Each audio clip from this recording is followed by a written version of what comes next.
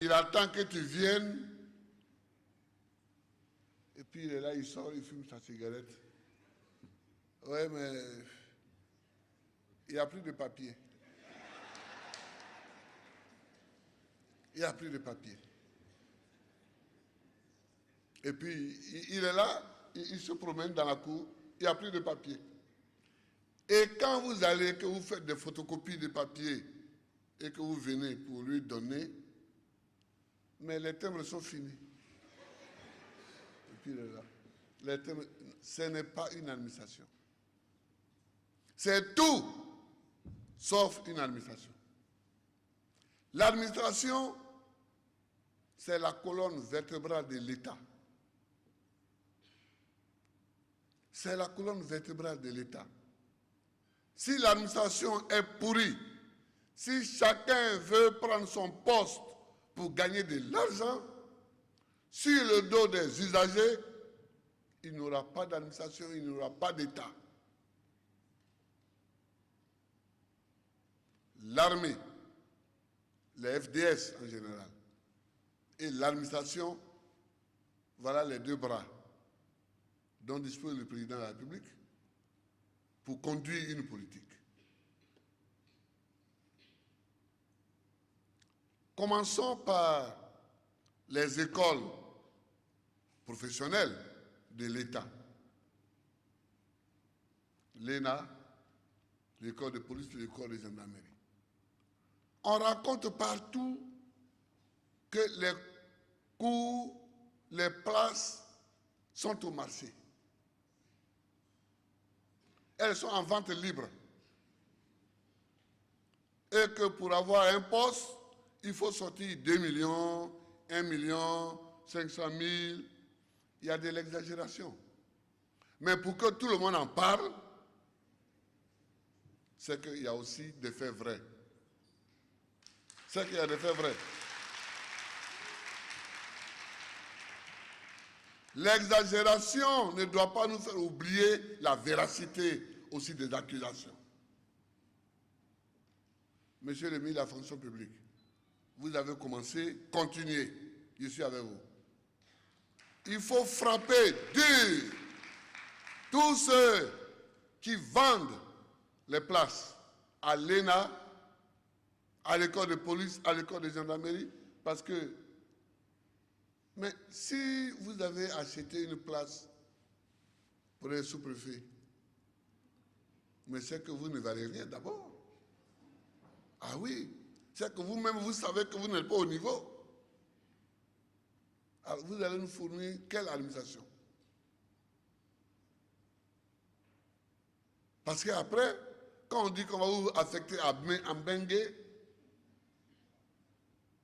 ou à Touba, vous allez encore payer pour être affecté à Abidjan.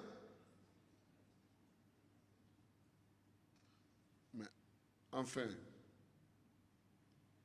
il faut que nous nous engagions, mesdames, mes sœurs du RIFEMAD, à lutter contre la corruption dans notre administration. Il faut que nous engagions. Il faut que vous et moi, nous nous engagions ensemble à lutter contre la corruption dans l'administration. Il faut bien que quelqu'un commence. Je regarde souvent des gens, je connais leur salaire. Je les vois mener un train de vie. Je suis étonné, parce que moi-même, je ne peux pas mener ce train de vie-là.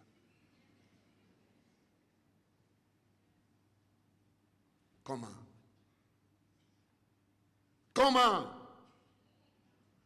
Comment mettre debout un pays si ceux qui sont chargés de le mettre debout s'occupent d'abord de se servir?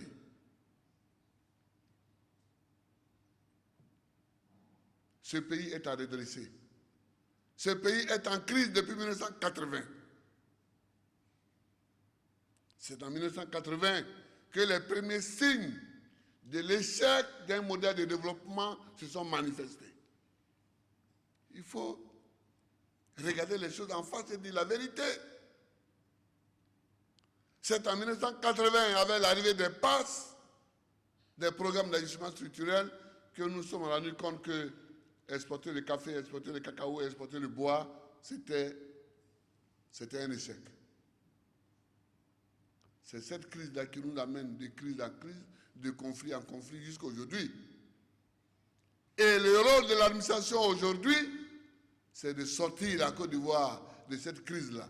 C'est-à-dire de bâtir une nouvelle réflexion sur une nouvelle économie, de bâtir une nouvelle réflexion sur une nouvelle gestion de la démographie. En 1960, on était 3 millions. Aujourd'hui, nous sommes 20 millions. Il faut réfléchir à ça. Quand on gère 20 millions, ce n'est pas la même chose que quand on gère 3 millions de personnes. Donc, il faut se battre. Or, les gens, l'armée qui doit se battre, si on la trouve vautrée dans la drogue, vautrée dans la luxure, vautrée dans le vol, comment voulez-vous qu'avec une telle armée, on aille à la victoire? Or, cette armée-là, c'est de l'administration. Comment voulez-vous qu'on redresse le pays avec des gens qui, dans les cités administratives, passent leur temps, où là, même le planton qui est là, il est chef, il faut qu'il récolte quelque chose d'abord avant que vous ne passiez. Vous arrivez chez la secrétaire, elle-même, elle doit... Au moment où vous arrivez chez l'adjoint, vous êtes déjà un peu soulagé. Vos poches sont un peu soulagées déjà. Alors, si vous voulez arriver chez le président, alors là, à partir de le boulevard, la République, on commence à vous primer, petit à petit. On commence à vous primer, petit à petit. Jusqu'à ce que vous montiez les escaliers, vous êtes déjà soulagé. Vous êtes déjà soulagé. Et vous n'êtes pas encore arrivé chez le président. Arrivé, le président, il est vers la droite, on vous amène à gauche là-bas pour bien vous. Non, on ne peut pas construire un État comme ça. C'est pourquoi les États africains échouent. Ce n'est pas parce que Dieu nous a maudits. Ce n'est pas parce que Dieu nous a maudits. Mais nous sommes trop corrompus dans l'esprit. Chers amis du RIFEMAD, faisons de la lutte contre la corruption notre leitmotiv. Que Dieu nous bénisse. Que Dieu bénisse la Côte d'Ivoire. Que Dieu bénisse les femmes de Côte d'Ivoire. Je vous remercie. 31 mai, jour choisi pour cette investiture du bureau exécutif du RIFEMAD, est chargé de symboles parce que date anniversaire du président de la République. S'honorant de sa présence, les femmes administrateurs de Côte d'Ivoire ont offert à Laurent Gbagbo de nombreux présents couronnés par un gâteau d'anniversaire. Le tout dans une ambiance festive.